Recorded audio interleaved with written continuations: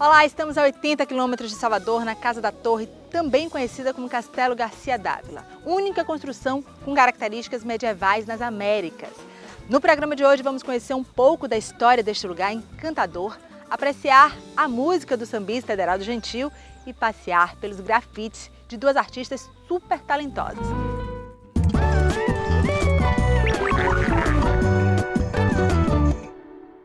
Convidamos Mônica Reis, uma das pioneiras do grafite em Salvador, e Ludmila Singa, da nova geração, para conversar sobre essa arte que embeleza os muros da nossa cidade. Tá de nordestino e na história dela tem uma mistura de preto com índio. Infância humilde, mas fizeram corre, meus avós honraram. Mônica, a primeira mulher grafiteira da cena soteropolitana. Como é que foi esse começo lá, quando a gente volta no tempo, 2005, 13 anos atrás? Então, no começo foi de muita dificuldade, né, para se iniciar como primeira grafiteira, até porque só tinha eu de mulher. E foi através de uma palestra falando sobre a importância da mulher no grafite, que aí eu disse, não, agora eu vou ser grafiteira, eu vi os meninos só pintando e agora é minha vez. Minha benção, eu daqui não quero decepcionar. Essa é minha jura, minha oração. Salve os meus, Eurídice Abiton. Você vem da cena hip hop, é muito conhecida como Singa já desse cenário. Quando foi que você disse assim, olha, tô vendo outras mulheres, eu quero fazer isso também? Então, tudo começou, eu vi um anúncio na internet de um curso de feminismo e grafite que a MUMB estava oferecendo. A MUMB é a Mulheres Militantes do Bairro à Internet. E aí eu fiquei muito interessada, assim, porque eu sempre desenhei desde criança, mas nunca tinha colocado nada no muro. E aí, a partir do curso que eu conheci muitas outras mulheres que pintavam, conheci a Mônica, que já tem mais de 15 anos de caminhada no grafite. E aí a gente se uniu e começou a sair pra rua pra pintar, e daí que surgiu eu no grafite. Sincretismo de Buda, Zion, de Souza, de Oxóssi. Hey, se hoje sou quem eu sou, muito amor, gratidão, família. O direito à cidade é negado a nós mulheres desde o princípio, né? A gente sempre está mais reservada ao espaço fechado e a gente está ocupando o espaço público. É justamente contrariar essa estatística e muitas pessoas ainda estranham, né? Enquanto a gente está pintando, alguns caras falam, vai lavar um prato. Aquelas coisas bem clássicas dos machismos de cada dia daqui do Brasil, do mundo, mas que a gente está ocupando e indo de contra mesmo. Uma folha solta com rumo, meu prumo em qualquer nota. Assumo minhas derrotas e sumo no mundo, batendo algumas portas, criando teorias tortas, quase sempre. Para mim é importante assim saber que as meninas elas se interessaram cada vez mais e o número de mulheres que estão fazendo grafite em Salvador são muitas. Eu estou muito feliz por isso, né? A gente entra em contato pelas redes sociais, né? Às vezes não estamos muito tempo fazendo trabalho juntas, mas sempre que podemos a gente conversa, troca ideias, fala sobre o trabalho, fica mandando cada uma mandar figurinhas de trampos que a gente fez, um desenho, justamente para incentivar cada vez mais. Tá com saudade, mas nem faz um corre pra colar aqui, eu volto pra minha realidade. Vários lugares da cidade você encontra um trabalho meu, inclusive muitas pessoas já conhecem meu trabalho pela minha característica, que é o olho, que é esse olho grande aqui. Os meus grafites sempre são pautados em pintar mulheres negras também, para a questão da representatividade da mulher negra na sociedade, né, que ainda carece muito da atenção. Então eu sempre estou voltada para pintar mulheres negras. Um jeito novo de viver. Uma folha solta com rumo, no geral não fumo, mas sempre quero ser free, subir num cavalo no deserto. Tem um clássico que a gente sempre usa na abertura do Slam das Minas, que é uma batalha de poesia também que eu organizo aqui em Salvador, que é assim: as minas vêm chegando pra representar, é Salvador, Bahia, SSA. As minas vêm chegando pra representar, é Salvador, Bahia, SSA. Slam das Minas e o grafite estamos aí ocupa espaços.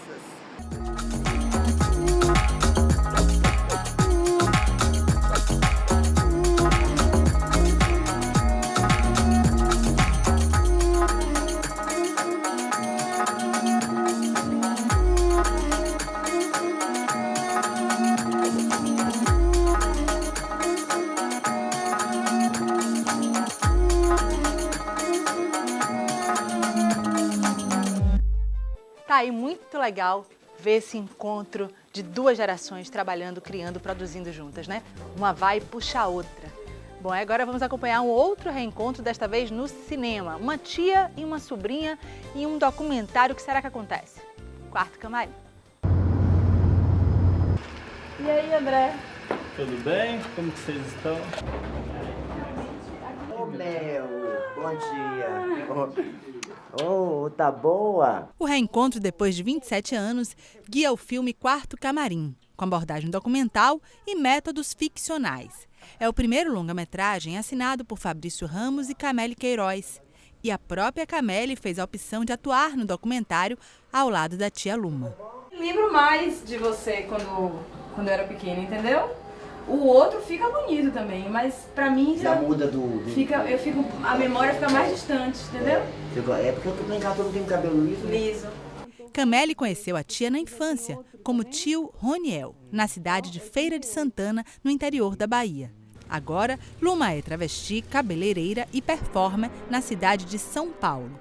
Os questionamentos, as memórias, os afetos, tudo isso está na estrutura narrativa da obra. O que fica de tudo isso é um movimento de busca, de desbravamento, de conviver melhor com as nossas debilidades, as nossas fraquezas, né, em muitos momentos. E, ao mesmo tempo, tensionando isso com a vontade de querer realizar.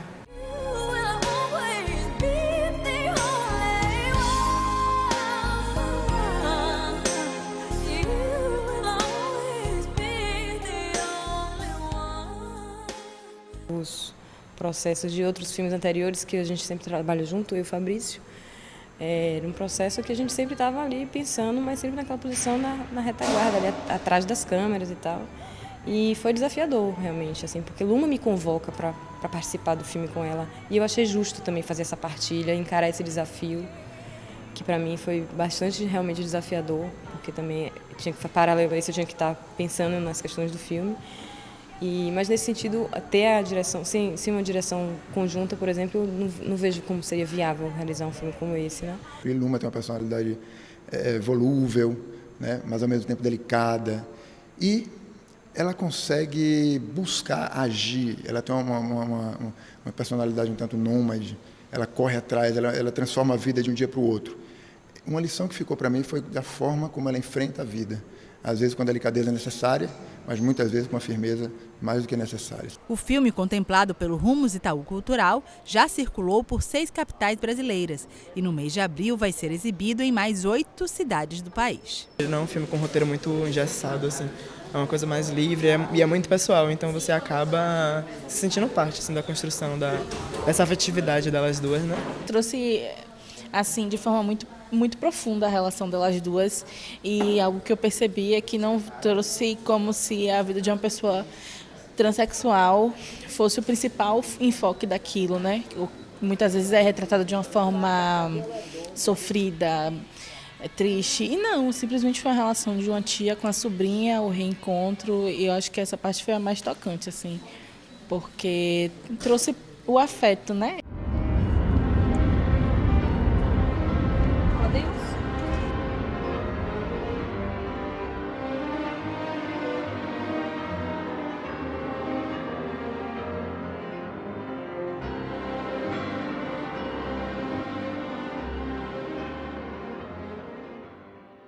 Estamos aqui no Castelo Garcia Dávila, fundado em 1551. Agora a gente bate um papo com o supervisor de área aqui desse lugar histórico, Cícero Santana, que vai nos contar um pouquinho da história desse lugar. Aliás, Cícero, a própria data de fundação já tem história, hein? 1551, mas muitos anos para que esse castelo fosse construído. Começou logo 2 anos após a fundação da cidade do Salvador. Foi até 1624, cerca de durou 73 anos para ser construído, uma história marcante do Brasil. Bom, e nessa construção, nessa montagem, nesse começo, né, a família Dávila, uma família poderosa, foi quem habitou aqui esse espaço.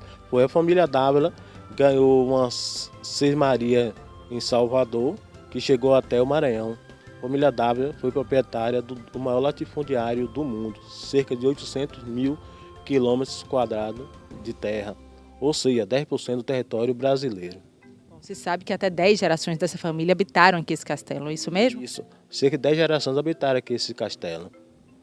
Mas antes da chegada dos portugueses aqui foram habitados também pelos índios, né? Os índios de Tupinambá que habitavam aqui. Que aqui é a colina de Tatuapara, uma colina mesmo. E nós estamos aqui num ponto bem elevado, comparando com o oceano, 70 metros acima do nível do mar. Bom, e hoje esse é um espaço tombado. Como é que é assim, para fazer visita? Assim? Bom, desde 1938 foi tombado pelo IFAM. Hoje se tem uma visita controlada. Os grupos de escola fazem um agendamento e visitante normal só é vir que é aberto de segunda a segunda, todos os dias, das 8 às 17 horas. Você paga uma taxa simbólica de manutenção do espaço e pode visitar à vontade. Paga uma taxa simbólica, tem visita aí ruína do século XVI, tem uma maquete, o centro de visitante e a visão bela aqui da nossa Praia do Forte. Muito obrigada, Cícero, por nos receber aqui. Todo mundo que venha visitar a Bahia, Salvador, Litoral Norte, ó, Praia do Forte, fica do ladinho. Aparece aqui na Casa da Torre, como o próprio Cícero já nos disse, está aberto de segunda a segunda-feira, é só chegar. Bom, a gente vai para um rápido intervalo, daqui a pouquinho a gente volta com o lançamento do acervo de Aderaldo Gentil. Não sai daí, a gente volta já.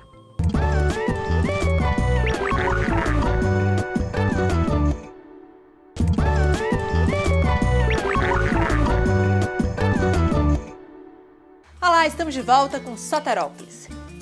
Em 2017, nós acompanhamos o lançamento da websérie Reiseiros. Agora estamos de volta ao tema para apresentar o livro e o filme Folia de Reis, do Alto Sertão da Bahia.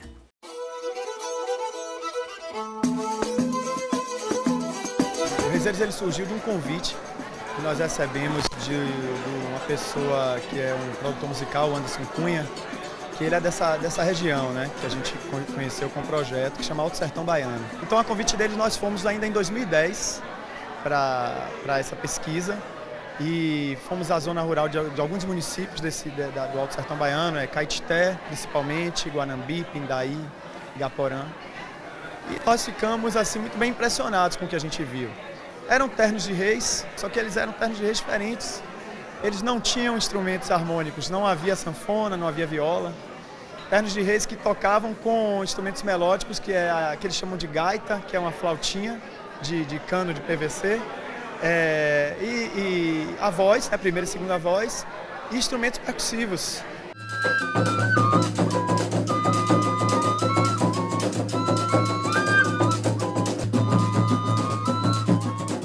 Também havia uma coisa que me chamou a atenção, que por serem ternos de zona rural, eles preservavam muitos aspectos do terno de reis mesmo, quer dizer, as ladainhas estavam muito conservadas nas falas deles e tal, e eles ainda tinham, acima de tudo, o hábito de fazer a caminhada, né? A equipe de produção seguiu a trilha do Reisado para contar a história desta manifestação cultural trazida pelos colonizadores portugueses para o Brasil no século XVIII. O trabalho resultou em um projeto multilinguagem, que contempla uma websérie, um longa-metragem e um livro. E esse é um tema que é apaixonante, né? A questão da manifestação cultural tradicional, que são coisas que a gente olha no cenário atual e não sabe se está com dias contados ou não. Porque ao mesmo tempo que a gente fica um pouco preocupado, a gente fica muito animado também quando a gente vê novas pessoas, novas gerações se interessando pelo tema. Foi interessante ver esse diálogo acontecendo. As próprias pessoas, os próprios jovens da região se interessando pelas manifestações dos mais velhos através da tela da internet.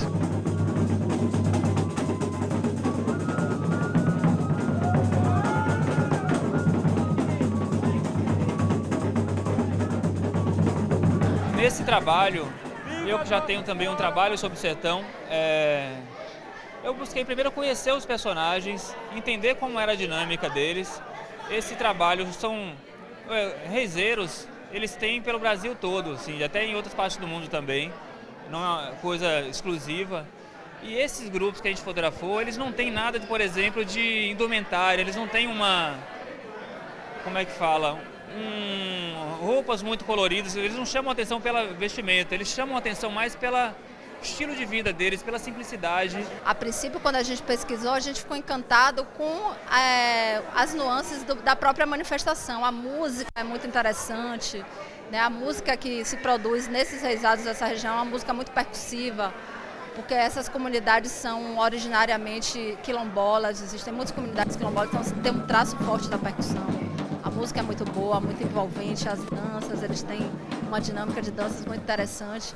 Mas quando a gente foi conviver, a gente aprendeu muito mais do que aprender sobre reisado, do que aprender sobre manifestação cultural. A gente aprendeu sobre vida, sobre valores como humanidade, como solidariedade.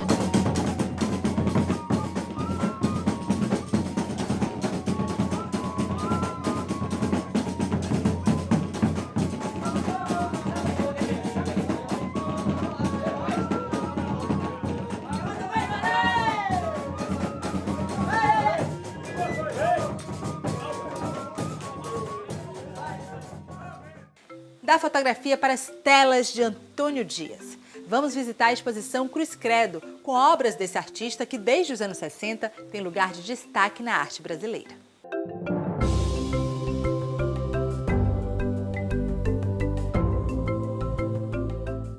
Estão em exposição 16 trabalhos do paraibano Antônio Dias.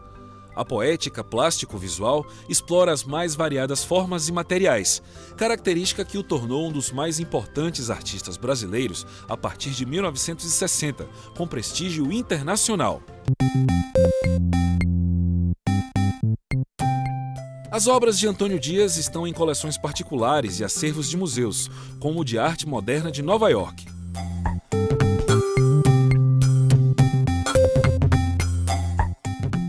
O crítico Michael Asbury observou que a cruz é uma forma recorrente nas obras do artista, ora sendo revelada de maneira explícita, ora por associação, dedução ou até mesmo por extrapolação.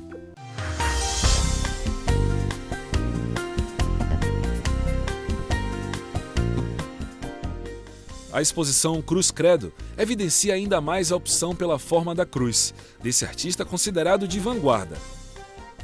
Você pode visitar a exposição até 20 de abril, na Paulo Darzé Galeria, no Corredor da Vitória, em Salvador.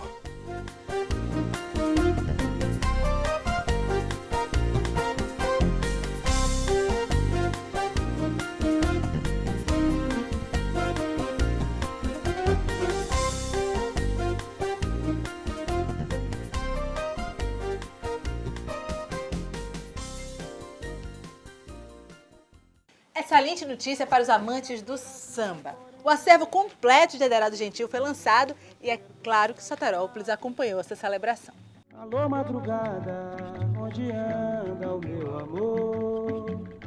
Saiu bem cedo e disse logo vou voltar. Já procurei, na avenida procurei. Alô, madrugada, o meu amor.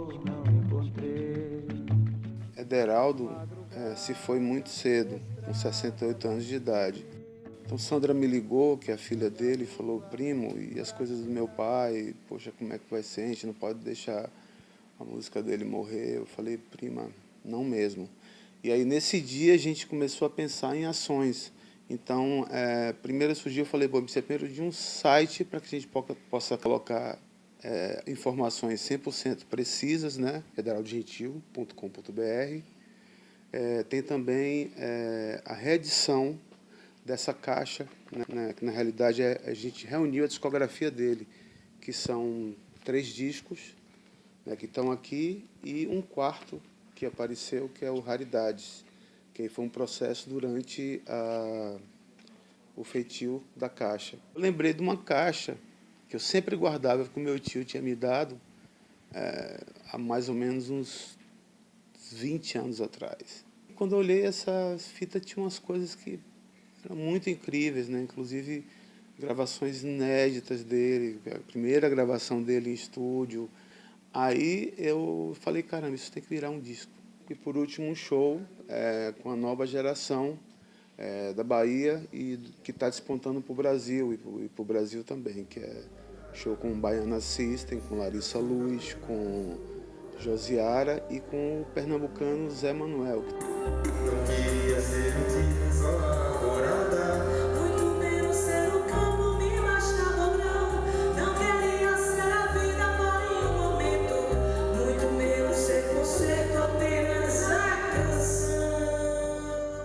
Eu basicamente escrevi os textos sobre as canções, ouvi os discos, o material, para tecer comentários. E fiz também, junto com Lucas Cunha, jornalista, a linha do tempo. A gente foi pesquisar em jornais. E a gente vê, eu vi muito na linha do tempo, as matérias, tem um período que Ederaldo ele fica muito angustiado, porque ele sente, na época que está assim, Axé Music lá em cima, então ele sente que o espaço está ficando menor. E você vê uma angústia grande dele, querendo se colocar. Ele sabia também, ele sabia da força dele, né? Ele sabia da força da música dele. Bem, eu iniciei a compor em escola de samba, né? Porque eu fazia parte da bateria da escola de samba Filhos do Tororó. E eu tinha vergonha, sei lá, de mostrar os sambas que eu fazia.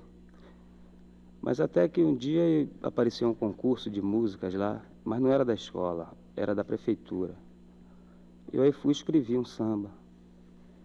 E o samba ficou entre os vencedores do ano. Foi em 67 isso. Aí eu fui descoberto. O que é interessante em Ederaldo é que a música mais conhecida de Ederaldo, que é o Ouro e a Madeira, tem um momento que diz assim: não queria ser concerto, apenas a canção. É uma opção sempre pelo pequeno, pelo considerado desimportante. Só que é o que isso? Tem uma coisa filosófica, que é um viés filosófico de Ederaldo, mas tem um encontro também tem uma sacada de que a origem da música popular, da canção popular, é o pequeno, é o desimportante mesmo. E que isso é a grandeza, paradoxalmente. Eu acho que tem também uma grande esperteza dele de querer exatamente da coisa da origem, sabe? Por exemplo, ele fala: eu não queria ser o campo, me bastava um grão.